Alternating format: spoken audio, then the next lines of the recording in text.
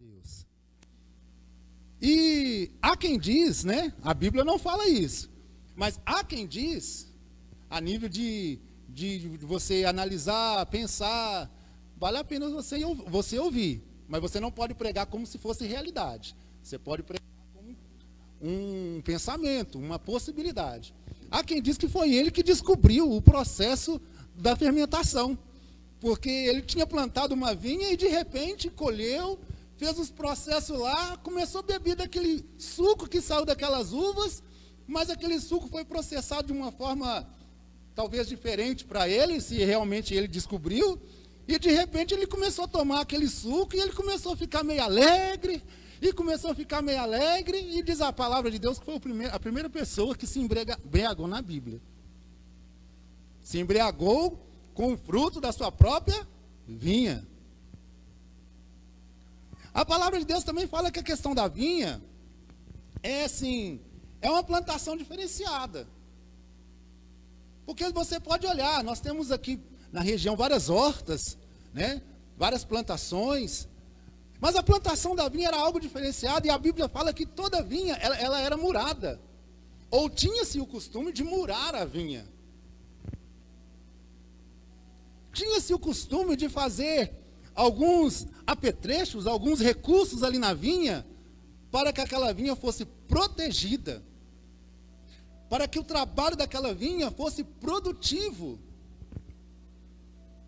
Então a plantação de uvas, a vinha, biblicamente falando, ela tinha algo especial nela. Uma outra curiosidade é que o nosso Deus se vale desta figura, se vale desta plantação para relacionar com o seu povo, para relatar o seu relacionamento com o seu povo. Deus se vale dessa figura para colocar ali uma forma das pessoas entender como que é o relacionamento dele com o seu povo. E é sobre isso que eu gostaria de compartilhar com os irmãos nesta manhã. Por isso eu gostaria que você entendesse que nós precisamos cuidar da nossa vinha. Nós precisamos cuidar da nossa vinha. Porque no decorrer, você vai entender que ao mesmo instante que estamos cuidando da vinha, nós fazemos parte desta vinha. Ao mesmo instante que somos viticultores, somos agricultores ali cuidando dessa vinha, nós somos ramos da videira que está plantada nesta vinha. Então é preciso um cuidado, é preciso uma atenção especial, é preciso abrirmos os nossos olhos espirituais, os nossos ouvidos, abrir o nosso coração para entender esse relacionamento que Deus tem com o seu povo. E que não é de hoje. Não é de hoje. Nós vamos entender, mas primeiro vamos ler a palavra de Deus. Mateus 21, versículo 33. É o primeiro versículo de uma parábola que Jesus revela ali um marco que ele ia fazer na história do seu povo. Nessa parábola, Jesus revela algo especial que ele ia fazer no meio da sua vinha. Mas vamos ler para que possamos entender. Mateus 21, versículo 33. Houve outra parábola. Ouvi outra parábola. Havia um proprietário que plantou uma vinha. Colocou ao seu redor um muro. Construiu nela um lagar e uma torre. Arrendou-a a uns lavradores e ausentou-se do país. Como é apenas um versículo, nós iremos ler novamente. Amém? Havia um proprietário que plantou uma vinha. Colocou ao seu redor um muro. Construiu nela um lagar e uma torre. Arrendou-a a uns lavradores e ausentou-se do país. Glória a Deus. Louvado seja o nosso Senhor. Eu quero dizer para você que a vinha tem dono. A vinha tem proprietário. A vinha não é uma plantação que está aí a revelia, não. Ela tem dono, ela tem proprietário. E esse proprietário aqui nessa história, nessa parábola de Jesus, ele começa a contar essa parábola. Vou te falar o contexto dessa história, dessa parábola. Jesus, ele entra triunfalmente em Jerusalém, amontado num jumentinho. De repente ele chega lá no meio de Jerusalém, todo mundo alvoroçado, alguns com palmas na mão, com ramos na mão, jogando um manto para que ele passasse. E de repente ele chega no templo e ele vê ali um templo corrompido pelo comércio. Pombos, animais em gerais que eram utilizados para o sacrifício, sendo vendidos na porta do templo. Sendo que a orientação de Deus não era que se comprasse algo para se ofertar ou se sacrificar, mas era para tirar daquilo que era o melhor. Então como que você vai lá e compra? E aqueles cambistas estavam lá com aqueles animais e Jesus já chega derrubando tudo e falando: a casa de meu pai será chamada casa de oração. Naquele contexto, os principais do povo, sacerdotes, os fariseus, as pessoas, liderança do povo de Israel, começaram a perseguir Jesus ali naquele momento, querendo tirar ele de cena, porque estava atrapalhando a entrada de recurso, estava atrapalhando o comércio, no qual eles eram os principais daquele comércio. Montava aquelas bancas, aqueles lugares ali, e colocava alguém ali para trabalhar para eles mesmos sacrificarem. E Jesus acaba com aquilo. E quando Jesus viu que a situação estava ficando um pouquinho avançada, ele se retirou, né? Ele foi descansar, e no outro dia cedo ele voltou para Jerusalém. Ele saiu de cena, a situação não estava muito legal, ele saiu de cena. No caminho de volta ele se deparou com aquela figueira, teve aquela incidência da figueira secar, porque não tinha fruto. E se você reparar, esse capítulo 21 fala muito de fruto. Jesus procurou o fruto naquela figueira e não tinha. E Jesus então amaldiçoou ela e ela secou imediatamente. A questão da figueira já é outra pregação, mas é bom dizer que, se porventura tinha folhas, ela tinha a obrigação de ter frutos. As folhas na figueira, ela só aparece para proteger os frutos. E aquela figueira estava mentindo. Ela tinha folhas, mas não tinha frutos. Mas Jesus foi embora e voltou para onde? Voltou para o templo, aonde ele contou essa história no qual nós estamos lendo. Nós lemos. E ele estava falando daquela figueira, daquela vinha, daquele proprietário que plantou aquela vinha, se referindo à relação de Deus com Israel. Deus, ele iniciou um processo de separar para si um povo escolhido. Ele iniciou um processo de separar para si um povo querido, um povo que ele queria ter intimidade, que ele queria ter uma particularidade. Então ele falou assim: olha, Abraão, sai da sua terra, sai do meio da sua parentela, sai da casa do seu pai e vai para a terra que eu te mostrarei. Farei de ti uma grande nação. Tu serás uma bênção, Abraão. Tu serás pai de multidões. Ali Deus revela o plano inicial de separar para si um povo querido, um povo adquirido, uma geração eleita, um povo que ele teria livre acesso à sua presença, que ele teria intimidade com ele. Ali Deus revela o início da sua grande vinha. É por isso que eu digo para vocês que a vinha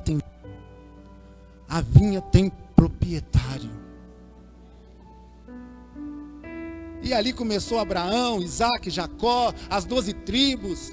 Ali começou o reino unido, depois começou o reino dividido, e começou o reino do norte, o reino do sul, e foi embora, até chegar no tempo da graça, naquele tempo em que a presença de Jesus se encarnou ali e se fez carne. Chegou aquele momento em que ele tinha que fazer algo mais, ele tinha que fazer algo a mais para dar sequência ao seu plano. A igreja não é plano B de Deus. A igreja é simplesmente o ápice do plano de Deus. Porque até então era Israel, era uma nação, era um povo limitado, embora milhares de pessoas, mas era limitado em relação ao mundo. Mas aí quando Cristo vem, com a proposta de estender a tenda, com a proposta de estender o reino, de crescer o reino, ele se entrega na cruz, com o propósito de fundar, de firmar sobre a rocha, que é ele próprio, a igreja do Senhor. Tanto que Atos, capítulo 1, versículo 8, fala assim: e recebereis poder, ao descer sobre vós, quem? Aleluia. E ser-me-eis testemunha, tanto em Jerusalém, como em toda a Judéia, Samaria, até os confins da terra, até o Paraíso, até o Botafogo, até Ribeirão das Neves. A promessa chegou até nós, a graça chegou até nós, porque ali em Atos capítulo 1, versículo 8, Jesus revela que o reino estenderia. Ali foi o início ali de um crescimento do reino, que não estava mais sobre apenas Israel, mas que estaria sobre um povo que seria inúmero, cumprindo a palavra dita a Abraão, que seria pai de multidões. Então a vinha começa com Israel e ela passa a ser a igreja. Agora eu quero te falar para você que nós somos a igreja, somos a vinha do Senhor. Não somos israelitas, não somos judeus, mas somos a igreja do Senhor. E a vinha dele tem dono, e é ele o próprio dono desta vinha. E a palavra no qual nós lemos fala que ele plantou. Aleluia. Ninguém está aqui porque simplesmente falou assim: ah, eu vou aceitar Jesus, ah, eu escolho Jesus. Amados, você sim fez uma decisão, você sim tomou posse de uma oportunidade que lhe foi dada. Mas eu quero dizer que foi ele que te plantou. O trabalho foi dele, o trabalho foi feito pelas mãos dele. Aqui diz: o proprietário plantou uma vinha. Amados, você foi plantado por Deus neste lugar. Foi o próprio Deus que te plantou. Você participou, sim, você participou aceitando o convite, você participou aceitando a palavra, aceitando o vinde, aceitando o abraço de Deus. Abraço esse que está estendido para todos. Mas não é mérito seu, é trabalho de Deus, é resultado do esforço do Senhor Jesus na cruz do Calvário, o fato de estarmos aqui. Ele plantou a vinha. Tem um louvor que diz assim, olha: é meu, somente meu, todo o trabalho.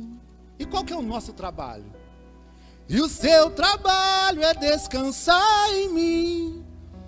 Às vezes a gente está fadigado, não é? É tanta correria.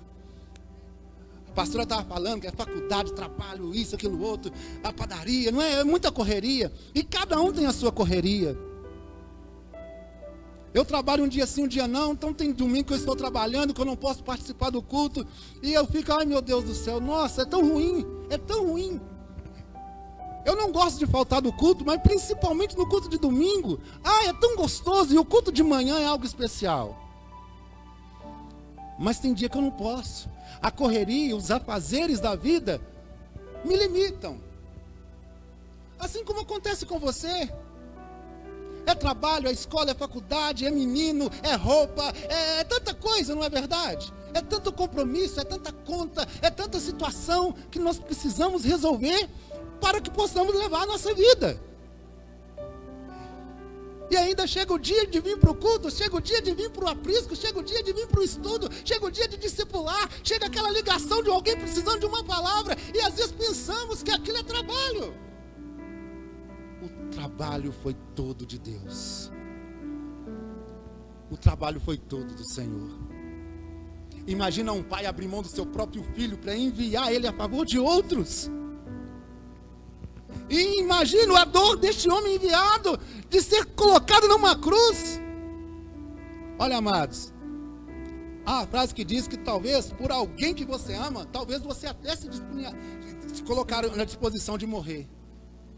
Mas pessoas que te maltratam, pessoas que te odeiam, pessoas que te ofendem, só Jesus. Só Jesus. Então o trabalho é todo dele.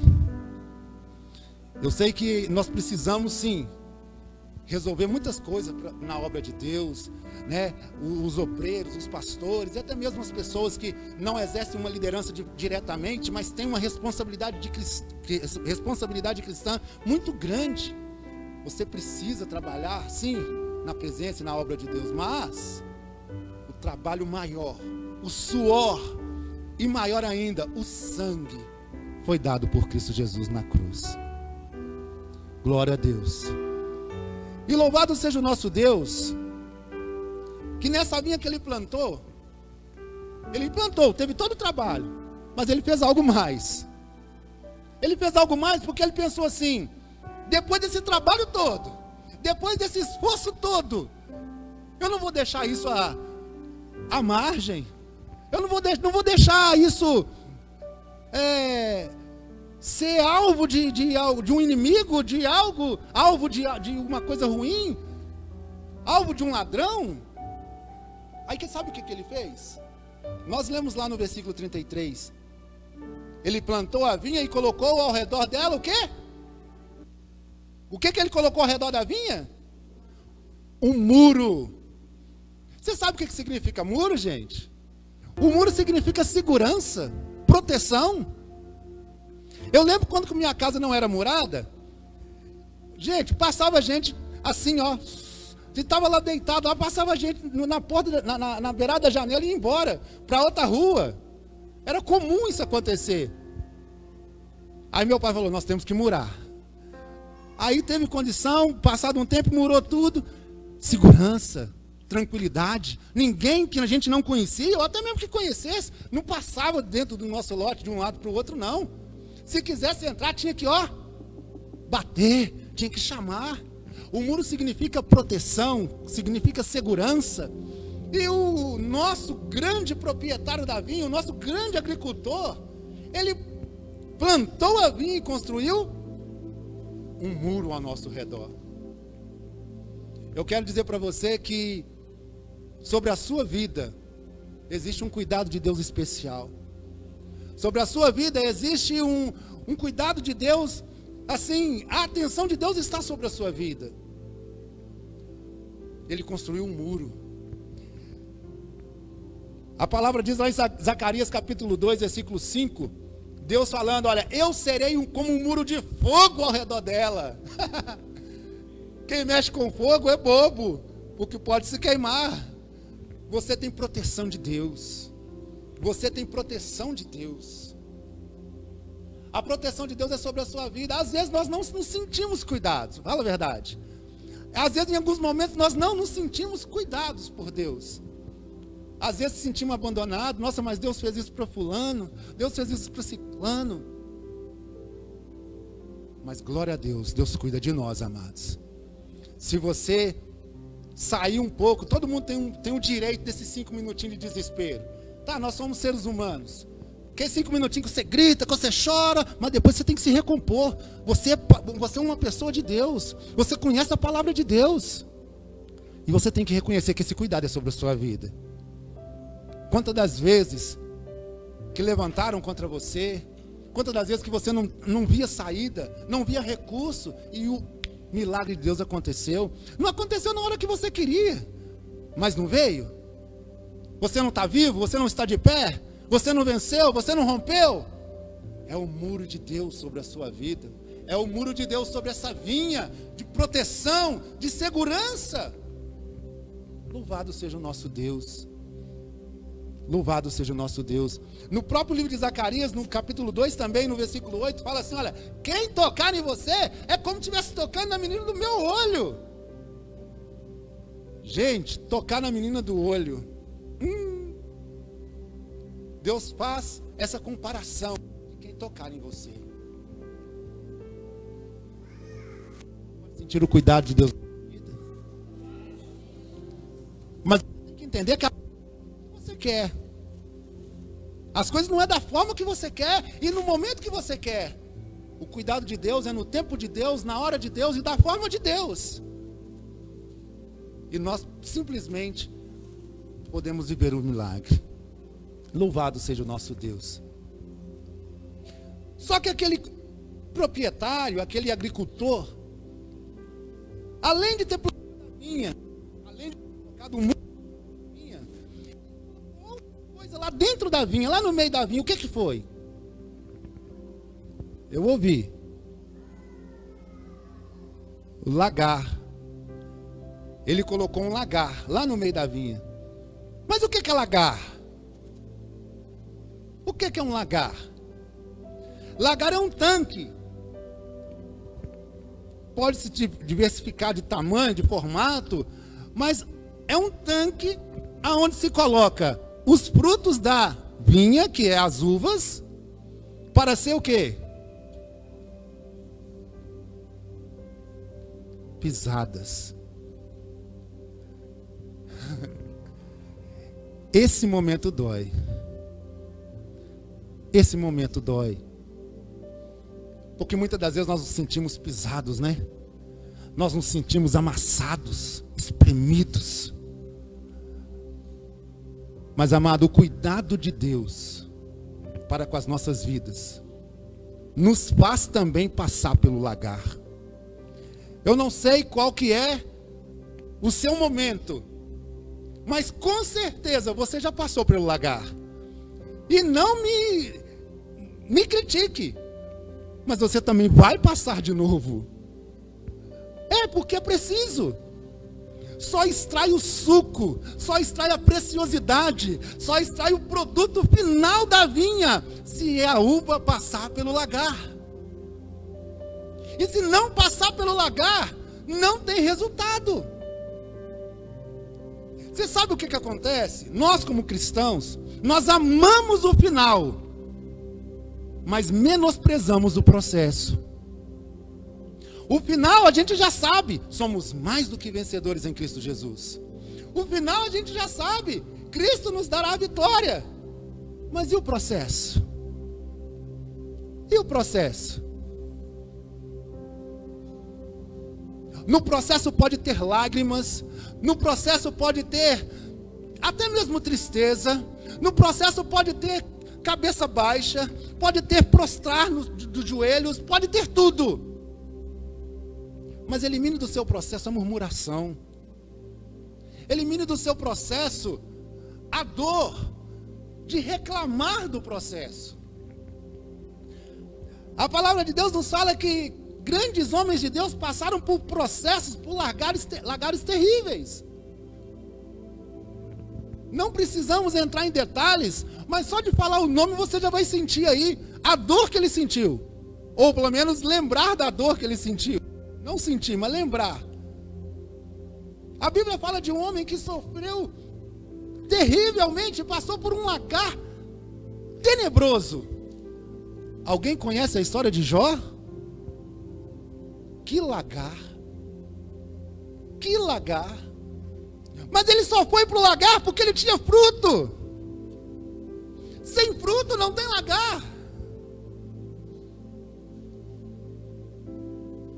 Mas no final daquela prova, lá no capítulo 42, o que Jó fala? Antes eu te conhecia, hoje os meus olhos te veem. É no lagar que nós temos intimidade com Deus. É no lagar onde nós criamos essa proximidade do Senhor. É no lagar onde que Deus se apresenta para nós de uma forma mais real, mais presente, mais abundante. É experiência. Queremos o resultado final, queremos o produto final, queremos a vitória, queremos a bênção. Mas do lagar, às vezes nós reclamamos. Mas nesta manhã, Deus te faz entender que o processo é necessário, que o lagar é necessário. Outro homem que sofreu demais, Paulo, depois de convertido, pregando a palavra de Deus na obra do Senhor, ele sofreu naufrágio, picada de cobra, açoites, prisões, espinho na carne, e aí vai. Se você ler 2 Coríntios, capítulo 11, do 23 ao 27, você vai ver que foi um homem que sofreu muito. Mas ele disse lá em 2 Timóteo 4,7: combati o bom combate, completei a carreira e guardei a fé. Como cristão, o nosso bom combate só vai ser combatido, só vai ser vencido. A nossa carreira só vai ser completa no lagar. Por isso que o dono da vinha colocou o lagar no meio da vinha. E não tem jeito de sair dela, sair fora dela.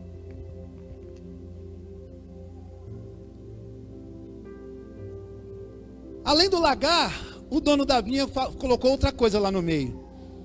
Ele plantou a vinha, colocou o muro, ele colocou o lagar lá e colocou mais uma coisa. O que foi?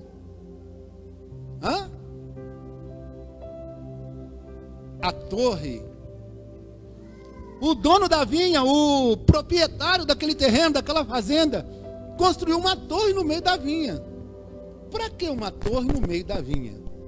Qual que é a finalidade dessa torre?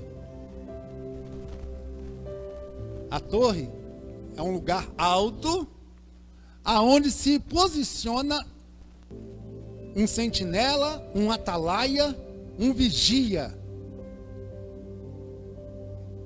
Tem os muros, tem a proteção, mas vá que aconteça um imprevisto, vá que aconteça algo inesperado. Tem que ter um vigília lá em cima da torre, tem que ter um vigilante lá em cima da torre para olhar, para tomar conta de tudo. E ao tomar conta de tudo, ele alertaria caso acontecesse algo inusitado. Por isso que a palavra de Deus fala assim: vigiai e orai. A palavra não manda a gente só orar. Tem cristão que só ora. E ora, e ora, e ora, e ora a semana toda, e entra no propósito, entra no jejum, e ora, e ora, e ora, e se abstém disso, se abstém daquilo. É televisão, é isso, aquilo outro, celular. Mas não vigia. Perde todo o propósito que fez. Temos que vigiar e orar. O avião, ele só voa com duas asas. Você já viu um avião por aí fazendo assim, ó? Ele tem que estar com duas asas. Vigiar e orar.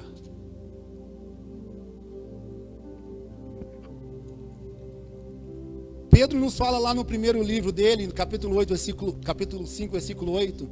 Sede sóbrios e vigiai, pois o diabo, vosso adversário, anda ao nosso derredor, buscando a quem possa. Então nós temos que vigiar.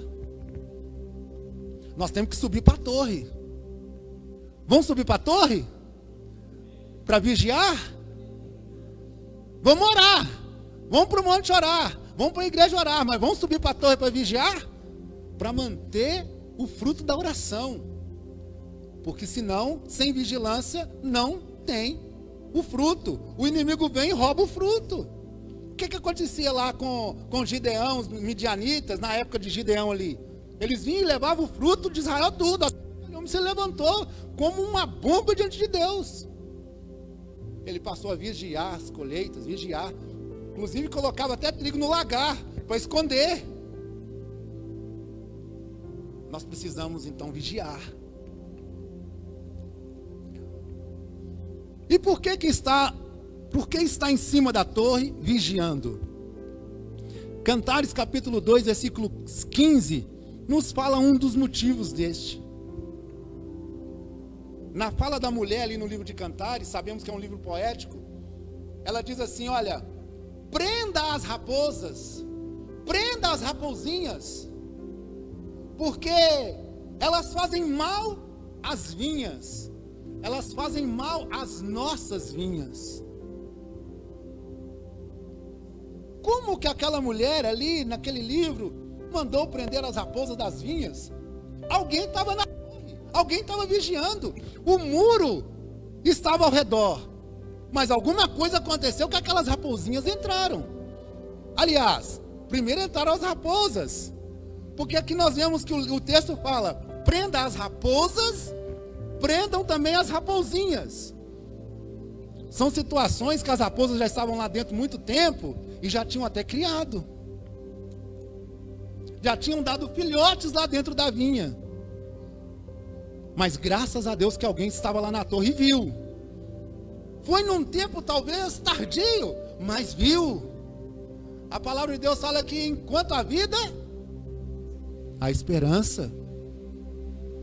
Alguém viu. Prenda as raposas, prenda as raposinhas, porque elas fazem mal às nossas vinhas. Sabe o que as raposas faziam nas vinhas? Elas comiam a flor do fruto. Ela não comia a uva. Antes de dar a uva, antes de dar o fruto, não tem a flor? Elas iam e abocanhavam a flor. Se tirar a flor, o que acontece? Dá fruto? Não tem fruto. Então ela se adiantava, a raposinha ela ia lá e comia a flor do fruto. E se tiver raposinhas no meio da nossa vinha, ela tem comido a flor desse fruto. Sabe aquele trabalho que você tenta fazer, mas não sai do lugar? Sabe aquela situação que você se esforça, mas não rompe? Pode ter alguma raposinha comendo a flor do seu fruto. Mas aquela mulher lá no livro de Cantares fala assim, apanhem elas, peguem elas, traga elas para mim. Eu acredito, a Bíblia não fala, mas eu acredito que ela não ia acariciar aquelas raposinhas não. Ela ia acabar com a raça daquelas raposinhas. E tem muitas raposinhas soltas na vinha, porque às vezes o muro de fogo que Deus coloca ao redor da vinha nos protege sim, mas às vezes como um teste, como uma prova, não tentação, mas uma prova, Deus permite algumas coisas. Nós somos testados todos os dias, nós somos provados todos os dias. Deus não tenta, mas Deus prova. E será que tem alguma raposinha no meio da nossa vinha? Será que tem alguma coisa que Deus cria no meio da nossa vinha? A palavra de Deus nos fala, segundo Cantares 2,15, nós temos que apanhar essas raposinhas. Nós temos que estar lá em cima da torre da vigília para apanhar essas raposas. Vou te dar exemplo de algumas raposinhas que andam na nossa vinha. Às vezes o orgulho, a soberba, a vaidade, a falta de perdão. Isso vai rompendo, corrompendo, impedindo o fruto de brotar. Você faz, faz, mas não perdoa. A flor está lá, doida para nascer o fruto, doida para crescer o fruto, mas aquilo corrói aquela flor e evita que o fruto cresça. Você não perdoa, muitas das vezes você ignora. E eu quero te desafiar a pedir para Deus, fala: Deus, revela todas as raposinhas que têm comido a flor do meu fruto. Ele vai te mostrar. Ele vai te mostrar. Outra raposa que mas essa é danada. E é fácil cair nela. A mentira. Desde aquela, vamos dizer no populacho, desde aquela cabeça, até daquela, fala que eu não estou aqui não. É uma raposinha. Está no meio da vinha. Dançando, sambando, tranquila. Eu vou te fazer uma pergunta ridícula. Presta atenção na pergunta para você não falar assim, amém. Presta atenção. Vou te fazer uma pergunta ridícula. Quem aqui ama Satanás? Glória a Deus. Ninguém. Mas por que às vezes a filha dele anda juntinho com a gente? Por que a filha dele tem livre acesso ao nosso coração? Muitas das vezes. Porque a Bíblia fala que ele é o pai da mentira. Minha mãe tinha um ditado com ela que assim, ó, eu ouvi crescer isso, principalmente quando tinha conflitos. Ela falava assim: não precisa gostar de mim não, mas se gostar dos meus filhos, tratar meus filhos bem, eu estou satisfeita. Eu acho que o inimigo tem a mesma concepção. Não precisa de gostar dele não, mas se acariciar a filha dele, amar a filha dele, ele está satisfeito, ele se sente satisfeito. Sobe na torre de vigília nessa manhã, pega essa raposa, joga ela para o lado de fora do muro, livre a sua vinha, livre a vinha do Senhor de todas as raposas. Mas esteja na torre de vigília. Se você não estiver lá, não tem jeito de você avistá-las. Louvado seja o nosso Deus. E o texto fala que depois de ter feito tudo isso, ele construiu, ele preparou aquela terra, plantou aquela vinha, ele colocou ao redor daquela vinha um muro, ele colocou um lagar, ele colocou a torre, estava tudo pronto. Aí ele chamou algumas pessoas. E arrendou aquela vinha para aquelas pessoas. E depois saiu do país. Esta vinha estava arrendada com Israel. Essa vinha estava arrendada com o povo israelita, nação de Israel. Desde lá de Abraão, conforme eu disse. Só que Deus enviou para Abraão, se você ler a sequência dessa parábola, você vai entender o que eu estou te falando. O que ela fala, ela relata isso. Deus enviou os profetas, Deus enviou os sacerdotes, Deus enviou pessoas, Deus enviou os vasos dele para buscar os frutos de Israel. Mas eles não quiseram entregar os frutos. Eles mataram os enviados, mataram os profetas, escorraçaram, maltrataram. Aí Deus, olhando aquela situação, tem uma palavra, uma profecia que diz: eis que eu procurei alguém que se colocasse na brecha. Ele achou Jesus, ele achou o filho dele.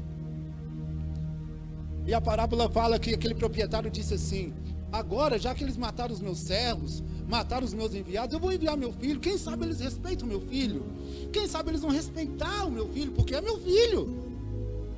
Mas quando o filho daquele proprietário chegou naquela vinha para requerer os frutos, sabe o que aquele povo fez? Colocou ele para fora do muro, não matou ele dentro da vinha, cumprindo a palavra de Deus que fala que Jesus não morreu dentro de Jerusalém, ele fora dos muros de Jerusalém. colocou ele para fora daquela vinha e matou aquele filho. E como desfecho, Jesus pergunta para aqueles principais sacerdotes, para aqueles fariseus, o que fará o dono da vinha para aqueles maus lavradores? E a resposta sai dos próprios fariseus, dos próprios sacerdotes ali, no qual estavam ouvindo essa parábola. Vai tratar eles de uma forma rigorosa. Vamos dizer na nossa linguagem, vai acabar com eles. Mas a vinha não acaba não, porque eles vão pegar essa vinha e vai colocar na mão de outros lavadores que vão dar frutos. E foi a resposta que Jesus disse lá no versículo 43. Mateus 21, 43. Portanto, eu vos digo que o reino de Deus será tirado de vós e será entregue a um povo que produza frutos. O reino de Deus foi tirado do domínio de Israel e foi entregue à igreja. E Deus espera que a igreja produza frutos. Que no nome do Senhor Jesus possamos não somente entender, mas viver a expectativa que Deus tem para nós. Que possamos produzir frutos. Produzir frutos. Ainda que seja necessário passar por todo o processo, possamos produzir frutos. Ainda que necessário seja se esforçar e subir em cima da torre, localizar situações e jogar para fora do muro, produzir frutos. Passar pelo meio do lagar, não importa, produzir frutos. Porque o próprio Senhor Jesus se fez videira no meio dessa vinha e nos constituiu como ramos que devem ser ramos frutíferos. Louvado seja o nosso Deus. Para concluir, a palavra de Deus lá no livro de 1 Reis, capítulo 21, fala sobre uma vinha também. Uma vinha que ela era uma vinha muito bacana, muito boa, e ela era do lado do castelo de um rei. Imagina, uma vinha, uma plantação do lado do castelo de um rei. De repente o rei olhou para aquela vinha e falou assim: eu quero essa vinha para mim. Eu quero essa vinha. E foi lá conversar com o dono da vinha. E virou para ele assim e falou assim: me dá essa vinha para mim. Esse homem chamava Nabote. Nabote falou assim: não tem conversa não, rei. O senhor é o rei, mas não tem conversa não. Dá para mim? Não dou. Vende? Não vendo. Negocia? Não negocio.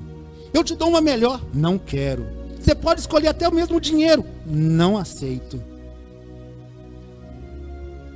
Até que a rainha tramou contra Nabote e ele foi morto e o rei apoderou-se daquela vinha indevidamente. Mas o que eu quero trazer com essa história para nós concluirmos? Seja como Nabote, nunca negocie a sua vinha. Nunca negocie a sua vinha. Vende? Não vendo. Dá? Não dou. Troca? Não troco. Coloca preço? Não tem preço. A sua vinha é a sua vida com Deus. A sua vinha é a sua vida no altar. A sua vinha é a sua produtividade no reino de Deus. A sua vinha é aonde Jesus está plantado. Nunca venda, nunca troca, nunca negocie, ainda que custe a própria vida. Não negocie a sua vinha, pois teremos assim uma vida maravilhosa, extraordinária nos esperando. Não sei se vai cumprir aqui, ela pode até começar aqui, mas na realidade, na eternidade, nós teremos uma vida abundante, uma vida que não tem preço, porque não tem como colocar preço no sangue de Jesus. Então, nunca negocie a sua vida. Seja como Nabote, ainda que custe a sua própria vida. Porque a nossa vida, ela tem muito mais valor para Deus, muito mais valor para Deus do que em qualquer outro lugar ou para qualquer outra pessoa. Fica de pé sobre os seus pés. Gostaria de fazer uma oração com você.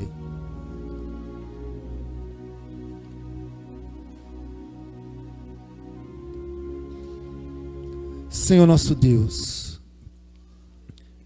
entendemos que o Senhor é o proprietário, é o dono da nossa vida. Foi o Senhor que comprou, pagou preço alto, preço de sangue. Sangue é precioso do seu Filho amado. Entendemos que o Senhor cuida de nós, Senhor. O Senhor coloca um muro de fogo ao nosso redor para nos proteger, para cuidar, para nos trazer segurança. Glorificamos a Ti por isso, Deus. Sabemos, Senhor, que podemos e com certeza passaremos pelo lagar. Processo, meu Pai, que às vezes acaba com a nossa vida, aparentemente. Muitos falam, acabou comigo, eu não aguento mais, eu não suporto mais. Mas louvado seja o nosso Deus, porque o Senhor traz a ferida, mas o Senhor cura. O Senhor quebra, mas o Senhor restaura. O Senhor é poderoso, Senhor, para trazer um cuidado poderoso também sobre as nossas vidas no momento do lagar. Pai, nós entendemos que nós precisamos vigiar. Nós precisamos estar lá no alto da torre para tomar conta, meu Pai, desta vinha, porque, oh, meu Deus amado, a responsabilidade desses agricultores é muito grande. A nossa responsabilidade é enorme, Senhor. Nós entendemos que precisamos vigiar, Senhor. Nos dê força. De nós mesmos nós não temos, ó Pai, capacidade de vigiar o tanto que é necessário, mas nos fortalece, nos dê graça. Pai, no nome de Jesus, toda raposa ou raposinha que tem andado, zanzado na nossa vida, trazendo, meu Deus amado, destruição e impedimento que os frutos apareçam, meu Deus, coloca ela no nosso radar. Coloca elas no nosso radar para que possamos lançá-la para fora do muro, mortas, abatidas pelo poder do nome de Jesus. Meu Deus, no nome do Senhor, nos abençoe. Nos abençoe com esta missão que o Senhor confiou em nós. O Senhor nos arrendou a responsabilidade de cuidar desta vinha. Nos ajuda, Senhor. Nos fortalece, Senhor. Nos capacita, Senhor. Nos faz avançar para que o Teu reino avance. É o que eu te peço. Não somente para mim, mas para a Tua igreja, para todos nós aqui presentes. Em nome do Senhor Jesus, Pai. E que possamos entender que nunca podemos, ó Pai, negociar a nossa vinha. A nossa vida com o Senhor é inegociável. A nossa vida com o Senhor é algo particular, não só nosso, mas começa em Ti. Ó Deus, em nome de Jesus, que haja mais intimidade, que haja mais, ó Deus querido, cumplicidade de nós para contigo. Pai, que nós nos aproximamos mais de Ti a cada dia, a cada manhã, Senhor. Que possamos ser cristãos cada vez melhores na Tua presença. Pastores melhores, obreiros melhores, Senhor. Cristãos, ó Pai amado, no qual o Senhor possa confiar. Em nome de Jesus. É o que eu te peço, Pai, para a glória e honra do nome do Senhor Jesus. Amém. Graças a Deus. Aleluia, Senhor. Deus abençoe, em nome do Senhor.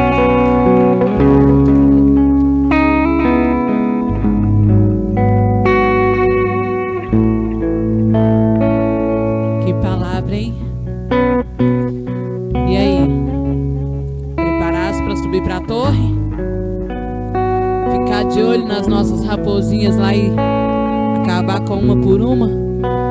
Porque nós temos uma promessa do Senhor. E eu creio que nós vamos dar frutos. Mas para isso acontecer, como o pastor acabou de ministrar, depende de nós não abrirmos mão da nossa vida. Deus é maravilhoso. Pai, eu louvo pela vida do pastor Lúcio, pela casa dele, pela esposa, pelas suas filhas. Oh, Pai, em nome de Jesus, obrigada. Continue cuidando do teu filho, do teu servo, do ministério dele. Oh Deus amado, em nome de Jesus, que ele, oh Deus amado, venha ser cada vez mais fortalecida, sua casa venha ser fortalecida, oh Deus, em nome do Senhor Jesus, para vencer todas as batalhas. Obrigada, Senhor, por Senhor ter usado a vida do teu servo aqui nesta manhã para ministrar aos nossos corações. Em nome do Senhor Jesus, e prepara a mim, prepara os meus irmãos, ó Deus amado, nos dê sabedoria, discernimento, ó Deus, para quando estivermos lá no alto daquela torre, Deus amado, avistarmos de longe a raposa se aproximando, para tentar arrancar a nossa flor, ó Deus amado, para tentar impedir, para que dê frutos, ó Deus, que agrade ao teu coração, ó Pai, em nome do Senhor Jesus. Capacita-nos, ó Pai. Fique com essa palavra no seu coração durante essa semana.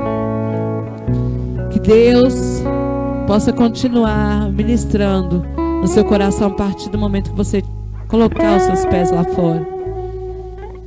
Que Ele venha continuar ministrando, te mostrando, não somente a mim, mas a vocês, cada raposa que tem vindo tentar destruir a sua vinha. Em nome de Jesus. Eu queria dar um último aviso aqui, irmãos.